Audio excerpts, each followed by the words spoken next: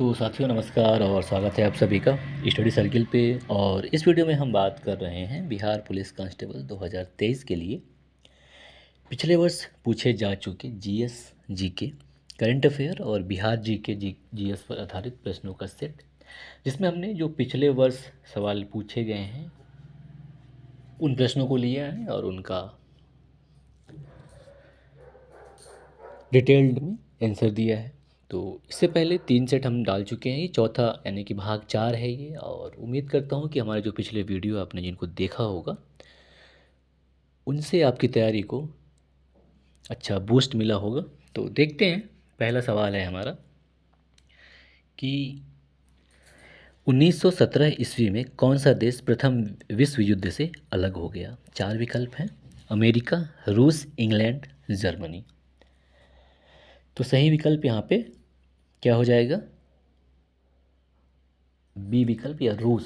रूस जो है वो प्रथम विश्व युद्ध से सन 1917 में अलग हो गया था, क्योंकि वहाँ भी युद्ध छिड़ गया था। इसके अलावा उसके कुछ अपने वैचारिक मतभेद हो गए थे, जिसकी वजह से।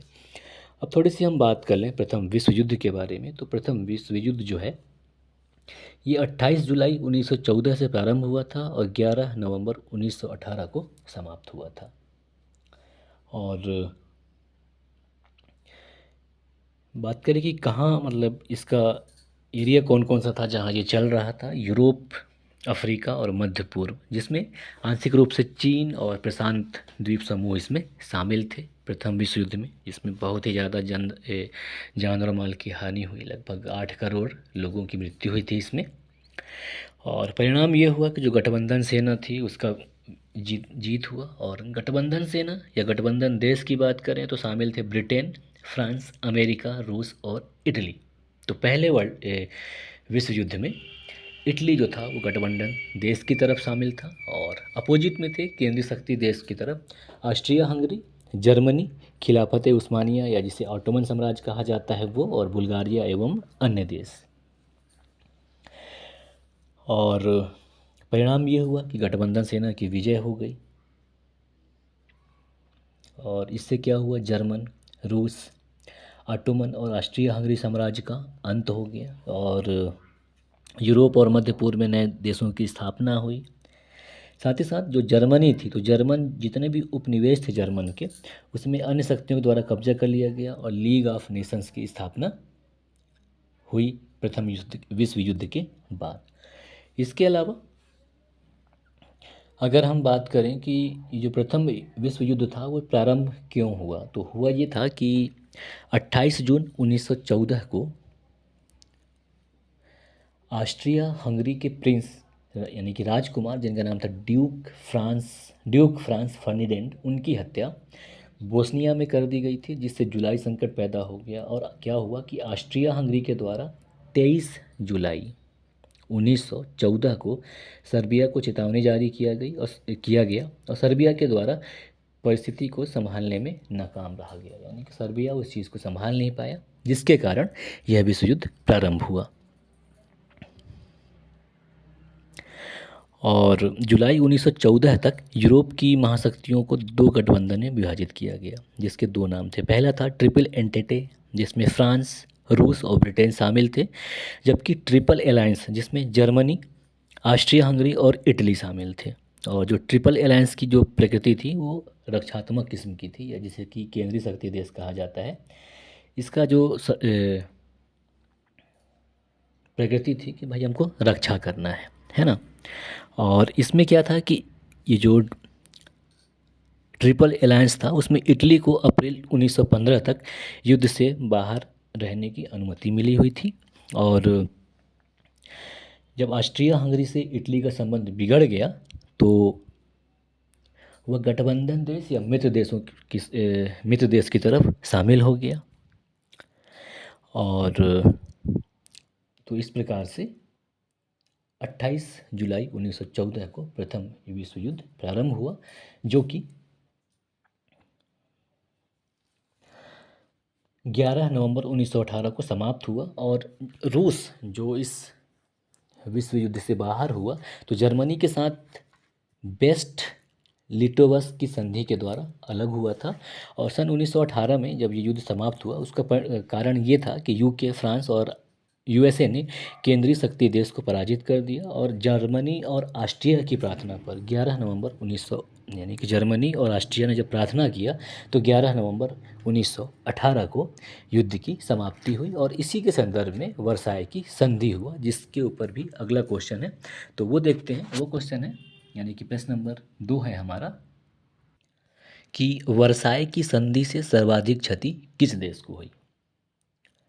जर्मनी, जापान, इंग्लैंड या फ्रांस? तो सही विकल्प यहाँ पे ए हो जाएगा कि वर्साय की संधि से जो सबसे ज़्यादा नुकसान हुआ वो जर्मनी को हुआ। और ये ऐसा संधि था जिसमें द्वितीय विश्व युद्ध के बीज बो दिए गए थे, क्योंकि इससे जर्मनी को बहुत ही ज़्यादा नुकसान हुआ था। और ये संधि जून 1919 में संपन्न हुआ था। और इस संधि को ट्रीटी ऑफ पीस या शांति की संधि भी कहा जाता है।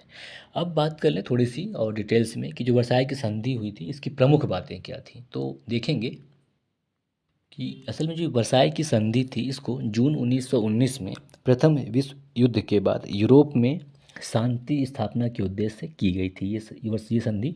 और ये संधि मित्र राष्ट्रों के द्वारा जर्मनी के साथ की गई महत्वपूर्ण संधि थी। और यह संधि पूर्ण रूप से मित्र राष्ट्रों के हितों के समर्थन और जर्मन हित के बलिदान पर आधारित थी, यानी कि जर्मनी का इसमें बहुत ज़्यादा नुकसान हो रहा था। अब संधि की प्रमुख बातें हैं, अगर उनको देखें तो हम पाएंगे कि जो जर्मनी को निःशस्त्रीकरण हेतु बाध्य किया गया, मतलब आप अपने पास कुछ भी आर्मी या कुछ भी ऐसा सशस्त्र वगैरह नहीं रख सकते। और इस संधि के तहत क्या हुआ कि जर्मन सेना की अधिकतम संख्या 1 लाख तय कर दी गई और जर्मनी के प्रधान सैनिक कार्यालय को समाप्त कर दिया गया। इसके अलावा इस संधि में जर्मनी के अधिकार वाले क्षेत्रों को मित्र राष्ट्रों के अधीन करने का प्रावधान किया गया। और प्रशांत महासागर क्षेत्र में स्थित जो द्वीप थे, अफ्रीका में स्थित जर्मन उपनिवेश थे, उन सभी को मित्र राष्ट्रों के संरक्षण में रखा गया। यानी कि जर्मनी के जितने भी उपनिवेश थे उनको मित्र राष्ट्रों को प्रदान कर दिए गए। यानी कि बंदर बांट, कुछ आप ले लो कुछ आप ले लो, ऐसा कर दिया गया जर्मनी के साथ। बहरहाल आगे देखें तो जर्मनी और उसके सहयोगी देश थे, उनको विश्व युद्ध को उकसाने का या शुरू करने का एकमात्र दोषी पाया गया। और युद्ध में जो मित्र राष्ट्रों को क्षति हुई उनको उसकी भरपाई करने के लिए जर्मनी को क्षतिपूर्ति का दायित्व सौंपा गया। और युद्ध काल में जर्मनी द्वारा फ्रांस के लोहे एवं कोयले का भरपूर उपयोग किया गया था। इसी आधार पर लोहे एवं कोयले की खानों में समृद्ध जर्मनी का जो सार क्षेत्र था, आगामी 15 वर्षों के लिए फ्रांस को प्रदान कर दिया गया था। इसके अलावा अब बात करें कि संधि, ठीक है संधि हुआ, इसका मूल्यांकन अगर किया जाए कि इसमें क्या हुआ, तो ये जो संधि था असल में आरोपित किस्म का था, यानी कि जर्मनी पर इस वर्साय की संधि को थोपा गया था। तो इस संधि के तैयार करने में जर्मनी की कोई भी भूमिका नहीं थी, जर्मनी को सिर्फ इस पर हस्ताक्षर करने की भूमिका मिली थी। अतः जर्मन के लोग इसको थोपी हुई संधि मानते थे। इसके अलावा इसके जो प्रावधान थे वो अपमानजनक थे, जर्मनी को आर्थिक दृष्टि से कमज़ोर करते हुए उसके संसाधनों पर दूसरे राष्ट्रों का स्वामित्व स्थापित कर दिया गया। और जो जर्मनी की सैन्य शक्ति है उसको समाप्त, लगभग खत्म बना दिया गया। और किसी भी स्वाभिमानी राष्ट्र के लिए इस प्रकार की कठोर शर्तों को स्वीकार करना असंभव था। और आगे बढ़ते हैं, देखते हैं तीसरा प्रश्न। तो तीसरा प्रश्न है हमारा कि साम्यवादी शासन का पहला प्रयोग कहाँ हुआ? रूस में, जर्मनी में, इंग्लैंड में, फ्रांस में? तो सही विकल्प यहाँ पे ये हो जाएगा कि साम्यवादी शासन का पहला प्रयोग रूस में हुआ, है ना। और प्रश्न नंबर 4 है, कि लोकतंत्र का कार्य संचालन किसके अभाव में असंभव है, यानी कि किसके बिना लोकतंत्र को नहीं चलाया जा सकता। 4 विकल्प हैं, योजना के, नौकरशाही के, राजनीतिक दल के या पंचायती राज के। तो सही विकल्प यहाँ पे सी हो जाएगा कि बिना राजनीतिक दल के लोकतंत्र का कार्य का संचालन नहीं किया जा सकता, क्योंकि ये राजनीतिक दल ही होते हैं जो देश में शासन करने का काम करते हैं, जो योजना बनाते हैं और नौकरशाही को संभालते हैं, पंचायती राज को देखते हैं। तो ये यहाँ पे सही विकल्प सी हो जाएगा। और प्रश्न नंबर 5 है कि भारत में अंतरिक्ष प्रणाली से संबंधित स्थलों के युग्मों में कौन सा सही है, बताना है। 4 विकल्प हैं, पहला इसरो उपग्रह केंद्र श्रीहरिकोटा, और बी विकल्प है कि विक्रम साराभाई अंतरिक्ष केंद्र तिरुवनंतपुरम और उपग्रह प्रक्षेपण केंद्र हैदराबाद भारतीय सुदूर संवेदन एजेंसी बंगलौर। बताना है इनमें से कौन सा सही है। तो यहाँ पे जो इसरो उपग्रह केंद्र है ये श्री हरिकोटा में नहीं है बल्कि बंगलुरु में है, जिसे कि 15 अगस्त 1969 को बनाया गया था। और इसरो उपग्रह केंद्र को, हालांकि इसरो को अब UR राव उपग्रह केंद्र के नाम से भी जाना जाता है, जो कि उपग्रहों के निर्माण और उपग्रह प्रौद्योगिकी के विकास का प्रमुख केंद्र है। और बी विकल्प है कि विक्रम साराभाई अंतरिक्ष केंद्र तिरुवनंतपुरम। तो ये सही विकल्प है, क्योंकि विक्रम साराभाई अंतरिक्ष केंद्र जो है ये केरल के तिरुवनंतपुरम में स्थित है। तो इस प्रश्न का सही विकल्प बी हो जाएगा कि विक्रम साराभाई अंतरिक्ष केंद्र जो है तिरुवनंतपुरम या केरल में स्थित है, जिसे सन 1962 में स्थापित किया गया। और पहले इसका नाम जो था थुम्बा भूमध्यरेखीय रॉकेट प्रक्षेपण केंद्र था। बाद में क्या हुआ कि भारतीय अंतरिक्ष कार्यक्रम के जनक डॉक्टर विक्रम साराभाई के सम्मान में इसका नामकरण विक्रम साराभाई अंतरिक्ष केंद्र कर दिया गया। और ये इसरो का सबसे बड़ा और सबसे महत्वपूर्ण केंद्र है, विक्रम साराभाई अंतरिक्ष केंद्र। इसके अलावा यहाँ पर रॉकेट, प्रक्षेपण यान और कृत्रिम उपग्रहों का निर्माण कार्य भी किया जाता है। तो सही विकल्प यहाँ पे बी हो जाएगा। और थोड़ी सी सी नंबर भी देख लें कि उपग्रह प्रक्षेपण केंद्र जो कि श्री हरिकोटा में स्थित है, तो हैदराबाद में नहीं है, और इसे सतीश धवन अंतरिक्ष केंद्र भी कहा जाता है। उपग्रह प्रक्षेपण केंद्र को अब सतीश धवन अंतरिक्ष केंद्र कहा जाता है और यहाँ से उपग्रह प्रेक्षित किए जाते हैं। ये आंध्र प्रदेश के तिरुपति जिला के श्रीहरिकोटा में स्थित है और सन 2002 में इसका नाम इसरो के पूर्व प्रबंधक और वैज्ञानिक सतीश धवन के सम्मान में रखा गया था। अब भारतीय सुदूर संवेदन एजेंसी की बात कर लें तो ये उत्तराखंड में स्थित है और ये एक इसरो की इकाई है जो इसरो के अधीन में 1 सितंबर 2006 को आया। इसको पहले भारतीय फोटो अर्थ निर्वचन संस्थान के नाम से जाना जाता था। और प्रश्न नंबर छठवां देख लें तो प्रश्न नंबर छठवां है कि प्रथम स्वतंत्रता संग्राम के बाद मुगल बादशाह बहादुर शाह जफर को कहाँ निर्वासित किया गया था 1857 के स्वतंत्रता संग्राम के बाद। 4 विकल्प हैं, रंगून में, पोर्ट ब्लेयर में, काबुल में या लंदन में। तो सही विकल्प यहाँ पे ए हो जाएगा कि इनको रंगून में निर्वासित किया गया था। और प्रश्न नंबर 7 है कि निम्नलिखित में से किस कवि के द्वारा राजा हर्षवर्धन के समय की जानकारी मिलती है, भवभूति, हरिसेन, कल्हण या बाणभट्ट। तो सही विकल्प यहाँ पे डी हो जाएगा, बाणभट्ट, जो कि राजा हर्षवर्धन के दरबारी कवि थे और इनके द्वारा हर्षचरित की रचना की गई। और प्रश्न नंबर 8 देख लें तो प्रश्न नंबर 8 है कि निम्नलिखित में से किसे जुड़वा खनिज कहा जाता है, तांबा टिन, सीसा जस्ता, लोहा कोयला या सोना चांदी। तो ऐसे खनिज जिनको मतलब एक खनिज खोजो दूसरा भी मिले खोदने पर जुड़वा खनिज कहलाते हैं। और इसका सही विकल्प बी हो जाएगा कि सीसा और जस्ता को जुड़वा खनिज कहा जाता है। तो सही विकल्प यहाँ पे बी हो जाएगा। और बात करें तो भारत के संदर्भ में सीसा का लगभग 50% भंडार और जस्ता का 90% भंडार जो है राजस्थान में है।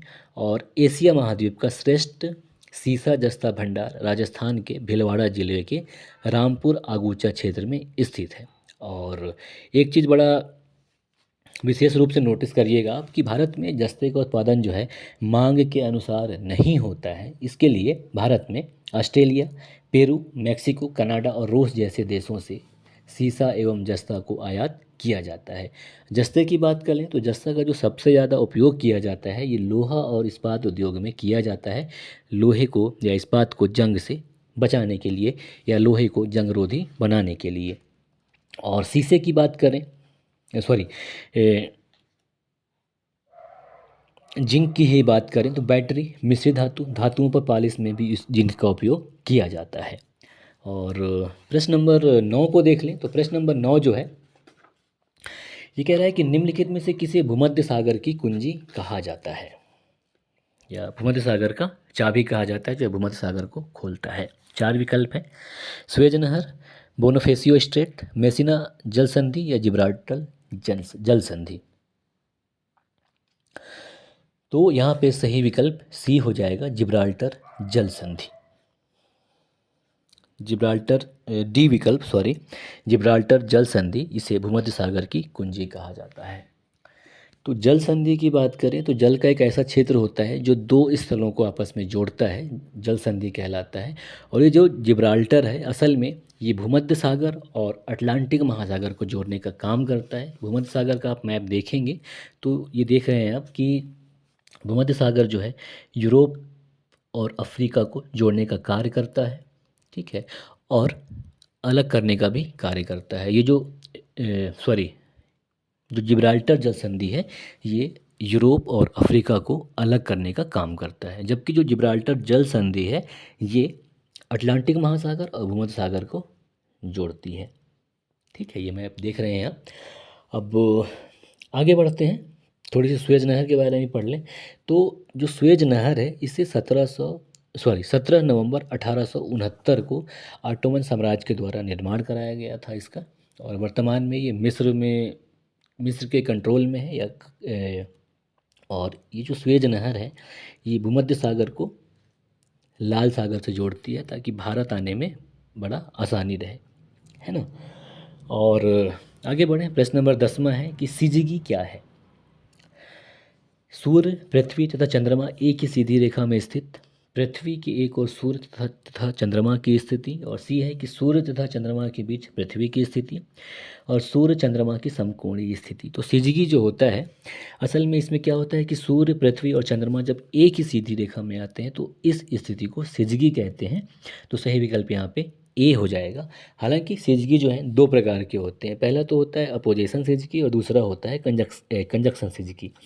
तो अपोजिशन सिजिकी में क्या होता है कि सूरज और चंद्रमा के बीच में पृथ्वी आ जाता है और तीनों एक सीध में रहते हैं। और कंजक्शन सिजिकी में क्या है कि सूरज और पृथ्वी के बीच में चंद्रमा आता है, तो ये कंजक्शन सिजिकी कहलाता है ना। और आगे बढ़े, प्रश्न नंबर 11 में। तो प्रश्न नंबर 11 है कि निम्न में से कौन सा शहर नील नदी के किनारे बसा हुआ है, किन्शासा, खार्तूम, नैरोबी या आदिस अबाबा। तो सही विकल्प यहाँ पे बी हो जाएगा कि खार्तूम जो है ये नील नदी के किनारे बसा हुआ शहर है जो कि सूडान की राजधानी है। और यहाँ पे वाइट नील और ब्लू नील दोनों से मतलब यहाँ पे आके नील नदी का पानी मिलता है, तो सही विकल्प यहाँ पे बी हो जाएगा। और ये जो नील नदी की अगर हम बात करें तो संसार की सबसे लंबी नदी है जो कि अफ्रीका की सबसे बड़ी झील विक्टोरिया झील से निकलती है और भूमध्य सागर में जाकर मिलती है। और इस नदी की लंबाई की अगर हम बात करें तो 6,650 किलोमीटर लंबी है, जो कि युगांडा, इथियोपिया, सूडान और मिस्र में प्रवाहित होती है। और जबकि विक्टोरिया झील की बात करें तो ये युगांडा, तंजानिया और केन्या में स्थित है।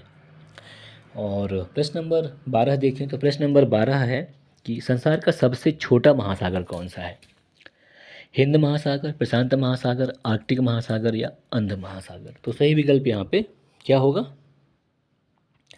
आर्कटिक महासागर, सी विकल्प हो जाएगा। तो सही विकल्प यहाँ पे सी कि आर्कटिक महासागर जो है ये संसार का सबसे छोटा महासागर है। जबकि हिंद महासागर की बात करें तो हिंद महासागर जो है ये क्षेत्रफल के मामले में तीसरा स्थान रखता है। और प्रशांत महासागर की बात करें तो प्रशांत महासागर जो है क्षेत्रफल के मामले में प्रथम स्थान रखता है। और थोड़ी सी आर्कटिक महासागर की और अगर हम बात कर लें तो ये जो आर्कटिक महासागर है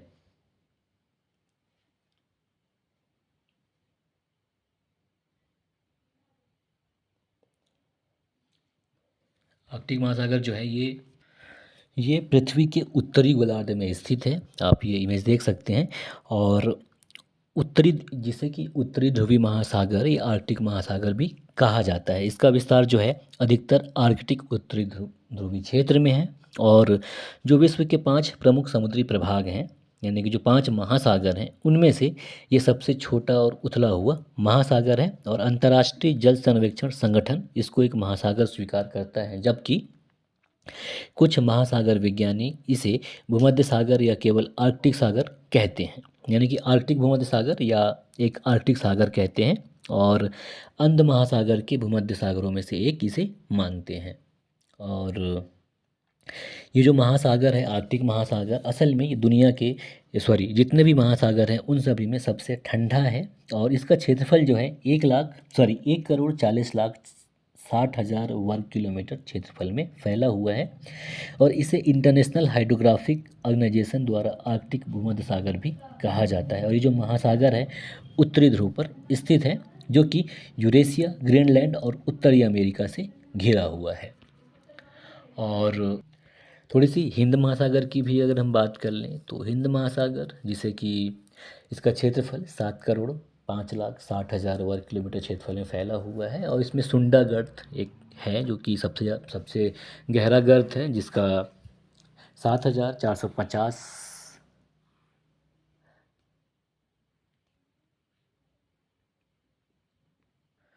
तो 7,450 फीट गहरा है। इसके अलावा जो हिंद महासागर है ये एशिया महाद्वीप के दक्षिण में अफ्रीका और ऑस्ट्रेलिया के बीच में फैला हुआ है और इसका अधिकांश भाग जो है पृथ्वी के दक्षिणी गोलार्ध में आता है और इसके उत्तरी छोर पर भारतीय उपमहाद्वीप स्थित है, दक्षिण में अंटार्कटिका है, पश्चिम में अफ्रीका है और पूर्व में इंडोनेशिया और ऑस्ट्रेलिया है। आप ये इमेज देख सकते हैं। इसके अलावा ये जो हिंद महासागर है ये अंध महासागर और प्रशांत महासागर से भी जुड़ा हुआ है और इसका जो क्षेत्रफल है 7,05,60,000 वर्ग किलोमीटर है और इसकी जो औसत गहराई है वो 4 किलोमीटर है।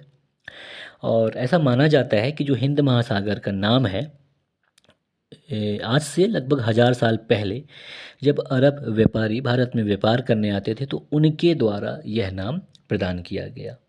और उस समय में भारत के जो बंदरगाह थे बहुत ही ज़्यादा उन्नत और विकसित थे और उस समय चीन तक व्यापार हुआ करता था। इसके अलावा ये जो हिंद महासागर है ये एक युवा महासागर है जिसने केवल मतलब अभी 3,60,00,000 वर्ष पहले ही अपना वर्तमान स्वरूप ग्रहण किया है। इसके अलावा सामान्यतः ये होता है कि जितने भी महासागर हैं उनमें जो पानी है वो एक ही दिशा में बहता है, लेकिन हिंद महासागर के संदर्भ में कुछ ऐसा है, यहाँ की जो पानी का बहाव है वो साल में 2 बार दो तरफ चलता है। पहला तो ऐसा है कि गर्मियों में मानसूनी हवाओं के कारण पानी भारत की ओर बहता है जबकि सर्दियों में जो पानी है अफ्रीका की ओर बहने लगता है। और जो विश्व की जो 2 बड़ी नदियाँ जिनमें ब्रह्मपुत्र और गंगा वो हिंद महासागर में मिलती हैं और ये नदियाँ लगभग 2,000 किलोमीटर दूर हिमालय पर्वत से रेत और मिट्टी लाकर समुद्र में डालती हैं जिससे नदियों के मुहाने के आगे महासागर में बहुत सारे टापू बन गए हैं, है ना। और आगे देखें प्रश्न नंबर 13 की तरफ। तो प्रश्न नंबर 13 है कि पेशवा बाजीराव प्रथम द्वारा इनमें से कौन सा इलाका नहीं जीता गया था? गुजरात, बुंदेलखंड, उड़ीसा या मालवा? तो बताएं आप। यहाँ पे वैसे सही विकल्प सी हो जाएगा कि पेशवा बाजीराव के द्वारा प्रथम के द्वारा उड़ीसा का इलाका नहीं जीता गया था, तो सही विकल्प यहाँ पे सी हो जाएगा। और अगर हम इनकी बात करें पेशवा बालाजीराव प्रथम की, तो इनका जो समय था 1720 से 1740 ईस्वी तक, ये मराठा साम्राज्य के चौथे छत्रपति जो साहू जी थे उनके पेशवा थे और इनके पेशवा बनने के साथ ही पेशवा का पद जो है मराठा साम्राज्य में वंशानुगत हो गया था, है ना। और आगे बढ़ें तो आगे जो प्रश्न नंबर 14 है हमारा, प्रश्न नंबर 14 है कि भारत में मुगल शासकों का निम्नलिखित में से कौन सा अवरोही क्रम है, यानी कि बढ़ता हुआ क्रम है, यानी कि पहले कौन आया उसके बाद कौन उसके बाद कौन ऐसा करके। तो ये 4 विकल्प हैं अकबर, हुमायूं, जहांगीर, शाहजहां। तो असल में जो इनका क्रम है वो याद करने का बिल्कुल शॉर्ट ट्रिक है, भाजसा, BHAJSA, यानी कि बाबर, हुमायूं, अकबर, जहांगीर, शाहजहां और औरंगजेब जो कि महान मुगल माने जाते हैं, इनका जो वो है। तो उस हिसाब से आप देखेंगे तो यहाँ पे बाबर कहीं पे है ही नहीं, बाबर के बाद हुमायूं आता है, हुमायूं के बाद अकबर आता है, अकबर के बाद जहांगीर, उसके बाद शाहजहां। तो सही विकल्प इनमें डी हो जाएगा कि सही विकल्प डी, जो सही क्रम है वो डी है। और प्रश्न नंबर 15 देखें तो प्रश्न नंबर 15 है कि सिंधु घाटी सभ्यता में किससे संबंध स्थान लोथल निम्नलिखित में से किस राज्य से है, यानी कि लोथल कहाँ है? पंजाब, गुजरात, राजस्थान या उत्तर प्रदेश? तो लोथल जो है ये कहाँ गुजरात में है, तो सही विकल्प बी हो जाएगा, है ना। और प्रश्न नंबर 16 देखें कि प्रश्न नंबर 16 है कि निम्नलिखित में से कौन कौन से महासागर पनामा नहर से जुड़े हुए हैं। तो पनामा नहर की बात करें तो कहाँ स्थित है ये, मैप देखेंगे आप तो उत्तरी अमेरिका और दक्षिणी अमेरिका को विभाजित करता है पनामा नहर। तो और ये पूछ रहा है कि कौन कौन से महासागर यानी कि किनको जोड़ने का काम करता है। तो ये अटलांटिक और प्रशांत महासागर को जोड़ने का काम करता है। तो सही विकल्प यहाँ पे बी हो जाएगा, अटलांटिक और प्रशांत। और पनामा नहर की बात करें तो ये मानव निर्मित कृत्रिम जल मार्ग है जो कि अटलांटिक महासागर और प्रशांत महासागर को जोड़ने का काम करता है और उत्तरी अमेरिका और दक्षिण अमेरिका को विभाजित करता है। और इसकी लंबाई जो है 82 किलोमीटर या 51 माइल है या मील है। आप इसका ये इमेज देख सकते हैं। तो इसकी अगर हम बात करें कि इसका निर्माण जो हुआ तो उस समय कोलंबिया, फ्रांस और बाद में यूएसए, इन सभी ने नहर के आसपास के क्षेत्र को नियंत्रित करने का प्रयास किया। सबसे पहले क्या हुआ कि सन 1881 में फ्रांस में इस नहर को बनाने का काम चालू किया गया। यानी कि फ्रांस सोचा कि पहले हम इस पे बनाते हैं इसको, लेकिन उसके साथ तकनीकी समस्या थी, इंजीनियर नहीं मिल पा रहे थे उसको और उसके कर्मचारी लोग बहुत ज़्यादा मर रहे थे। तो ऐसी दशा में उनको छोड़ना पड़ गया और सन 1904 में अमेरिका यानी कि यूएसए पनामा नहर के निर्माण को अपने अधीन में लिया, उसको बना के 1914 में कंप्लीट किया। तब से वो लगातार इसका प्रयोग कर रहा था। सन इसके बाद में पनामा वाले इसका विरोध किए कि भाई ये हमारा है, आप ऐसा क्यों कर रहे हो, हमको वापस करो। तो सन 1977 में एक संधि हुआ, सन 1977 में टोरिजोस कार्टर संधि। तो इसके तहत ये तय हुआ कि इस नहर को पनामा को सौंप दिया जाएगा आने वाले समय में। फिर क्या हुआ कि वर्ष 1999 में पनामा कंट्री को इसे सौंपा गया और उसके बाद से इस नहर का नियंत्रण पनामा सरकार ने अपने अधीन में लिया और वर्तमान समय में इसका प्रबंधन जो है, प्रबंधन और संचालन सरकार के स्वामित्व वाली पनामा नहर प्राधिकरण के द्वारा किया जाता है ना। अब आगे देखें 17वां प्रश्न जो है, 17वां प्रश्न है कि भारत में वृक्षारोपण उत्सव जिसे वन महोत्सव कहा जाता है के जन्मदाता कौन है। यानी कि भारत में जो वन महोत्सव के जन्मदाता कौन है, महात्मा गांधी, के एम मुंशी, पंडित जवाहरलाल नेहरू या आचार्य विनोबा भावे। तो सही विकल्प यहाँ पे बी हो जाएगा, के एम मुंशी।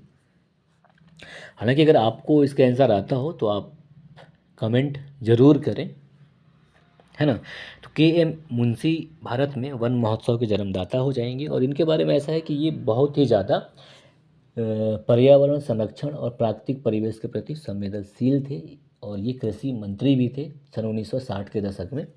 तो इनके द्वारा ही वन महोत्सव के प्रारंभ भारत में किया गया। और प्रश्न नंबर 18 है कि दफला या डाफला और सिंगपो जनजातियां निम्नलिखित में से किस प्रदेश में पाई जाती हैं। आंध्र प्रदेश, हिमाचल प्रदेश, अरुणाचल प्रदेश या मध्य प्रदेश। तो सही विकल्प जो है क्या हो जाएगा यहाँ पे, सी हो जाएगा कि दाफला और सिंगपो जनजाति जो हैं ये अरुणाचल प्रदेश में पाई जाती हैं। और प्रश्न नंबर 19 की बात कर लें तो प्रश्न नंबर 19 है कि तूजू दर्रा भारत को किस देश से मिलाता है। म्यांमार, बांग्लादेश, नेपाल या पाकिस्तान। तो सही विकल्प यहाँ पे ए हो जाएगा कि ये तूजू दर्रा भारत को म्यांमार से मिलाता है। अब म्यांमार से मिलाता है तो कहाँ हो सकता है, बांग्लादेश, सॉरी किस तरफ हो सकता है, तो ये त्रिपुरा तरफ हो सकता है। हालांकि ये मणिपुर में ये दर्रा स्थित है जो भारत और म्यांमार को मिलाने का कार्य करता है। और 20वां प्रश्न देखें, 20वां प्रश्न है कि भारत का सबसे लंबा बांध है। तो पिछले वीडियो में हमने इस पे एक प्रश्न डाला भी था जो कि पूछा गया था पहले। हालांकि 4 विकल्प है यहाँ, रिहंद, हीराकुंड, तुंगभद्रा या नागार्जुन। तो सही विकल्प यहाँ पे बी हो जाएगा कि हीराकुंड बांध जो है ये भारत का सबसे लंबा बांध है जो कि 25.8 किलोमीटर लंबी है और ये ओडिशा में स्थित है, महानदी पर इसको बनाया गया है। और सबसे बड़े बांध की बात करें या बिग बांध की तो ये टिहरी बांध है जो कि झारखंड के भागीरथी नदी पर निर्मित है। और आगे बढ़ते हैं, देखते हैं प्रश्न नंबर 21वां। तो प्रश्न नंबर 21वां है कि किस अंग्रेज ने पहली बार भागवत गीता का अंग्रेजी में अनुवाद किया था। तो चार्ल्स विल्किंस ने किया था, है ना। तो कहाँ पे है चार्ल्स विल्किंस, हाँ बी विकल्प में है कि चार्ल्स विल्किंस के द्वारा भागवत गीता का अंग्रेजी अनुवाद सन 1785 ईस्वी में किया गया था। और प्रश्न नंबर 22 है कि निम्न में से किस भारतीय शासक ने आधुनिक तर्ज पर विदेशों में अपना दूतावास खोला था? हैदर अली ने, मीर कासिम ने, शाह आलम द्वितीय ने या टीपू सुल्तान ने? तो सही विकल्प यहाँ पे कौन हो जाएगा? डी हो जाएगा कि टीपू सुल्तान के द्वारा आधुनिक समय के तर्ज पर अपना दूतावास खोला था और इसने फ्रांस में खोला था अपना दूतावास। और प्रश्न नंबर 23 है कि हड़प्पा कालीन सभ्यता का विशाल कोठार यानी कि जो विशाल अनाज संग्रह जो स्थल है वो कहाँ से मिला है? मोहनजोदड़ो से, हड़प्पा से, रोपड़ से या कालीबंगा से? तो देखिए जो हड़प्पा स्थल है जो मेजर हैं वो मोहनजोदड़ो और हड़प्पा हैं। तो ये जो जगह मिला है असल में ये जो अनाज संग्रह का कोठार है ये मोहनजोदड़ो से मिला है, ध्यान रखिएगा। और काफ़ी बड़ा है ये।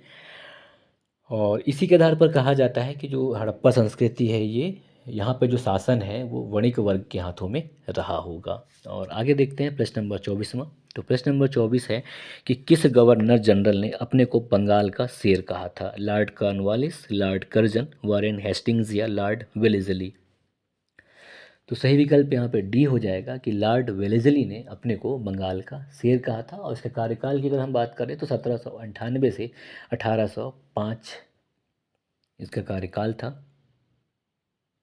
तो लॉर्ड वेलेस्ली जिसका कि जो मतलब कार्यकाल था 1798 से 1805 तक था, तो इसने अपने आप को बंगाल का शेर कहा।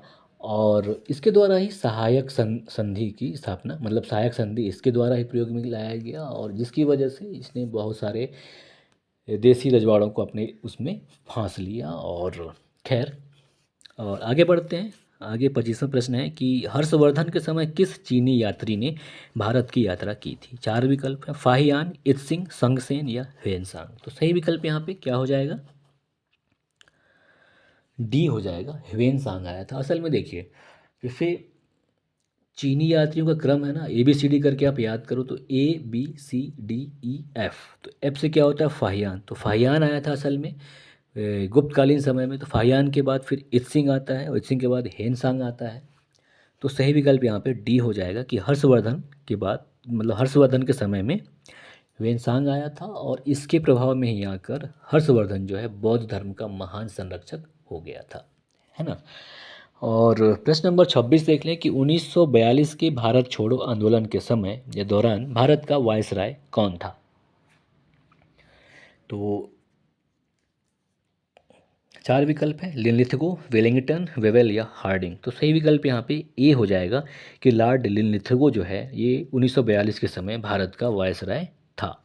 और प्रश्न नंबर 27 है कि बौद्ध साहित्य लिखा गया था, भाषा बताना है किस भाषा में? प्राकृत भाषा में, पाली भाषा में, संस्कृत भाषा में या तमिल में?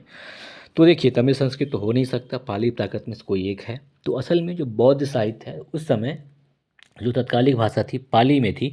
तो पाली भाषा में बौद्ध साहित्य को लिखा गया। तो सही विकल्प बी हो जाएगा, है ना। और प्रश्न नंबर 28वां है कि एलिफेंटा में चट्टान काटकर बनवाया गया प्रसिद्ध मंदिर निम्न में से संबंधित है? तो एलिफेंटा जो कि महाराष्ट्र में स्थित है, महाराष्ट्र के ये मुंबई शहर में, कि चट्टान काटकर यहाँ प्रसिद्ध शिव जो मंदिर बनवाए गए हैं 100 शैव मंदिर हैं और बौद्ध धर्म से भी संबंधित हैं। बताना है कि मतलब इनसे किस राजवंश से संबंध रखते हैं ये? चालुक्य, चोल, पल्लव या राष्ट्रकूट? तो सही विकल्प यहाँ पे डी हो जाएगा कि राष्ट्रकूट शासकों ने इन मंदिरों का निर्माण करवाया था, है ना। और आगे बढ़ें, देखते हैं 29वां प्रश्न है कि निम्न में से कौन सा संविधान संशोधन यह कहता है कि ग्राम पंचायत में 1/3 सीटें महिलाओं के लिए आरक्षित होनी चाहिए? तो यहाँ पे ध्यान दीजिएगा कि पंचायती राज से संबंधित जो संविधान संशोधन है वो 73वां ही हुआ है और कुछ हुआ नहीं है उसके अलावा। तो सही विकल्प यहाँ पे डी हो जाएगा। आपको यहाँ पे ज़रा भी कंफ्यूज नहीं होना है, ठीक है। और प्रश्न नंबर 30 देखते हैं। तो प्रश्न नंबर 30 है कि निम्नलिखित में से भारत के राष्ट्रपति को पद की शपथ कौन दिलाता है? लोकसभा का अध्यक्ष, उपराष्ट्रपति, प्रधानमंत्री या भारत का मुख्य न्यायाधिपति? तो सही विकल्प डी हो जाएगा कि भारत के राष्ट्रपति को पद की शपथ जो है भारत का मुख्य न्यायाधीश या मुख्य न्यायाधिपति दिलाता है।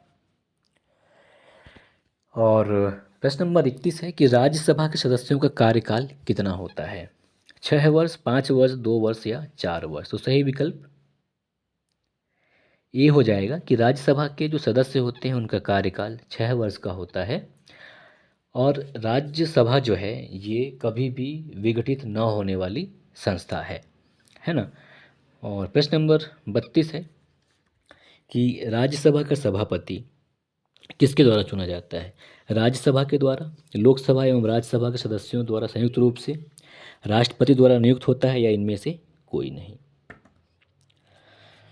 तो राज्यसभा का सभापति जो है, जो कि भारत का उपराष्ट्रपति होता है, इसे राज्यसभा के द्वारा ही चुना जाता है। तो सही विकल्प यहाँ पे ए हो जाएगा, राज्यसभा के द्वारा चुना जाता है। तो ये था बिहार पुलिस कांस्टेबल 2023 के लिए प्रश्नों का सेट, और ये भाग 4 था। उम्मीद करते हैं कि आप अब तक कितने तैयार थे उसको आपने इसमें चेक भी कर लिया होगा। और बाकी अगले वीडियो में, तब तक व्यस्त रहें, मस्त रहें। नमस्कार, जय हिंद, जय भारत।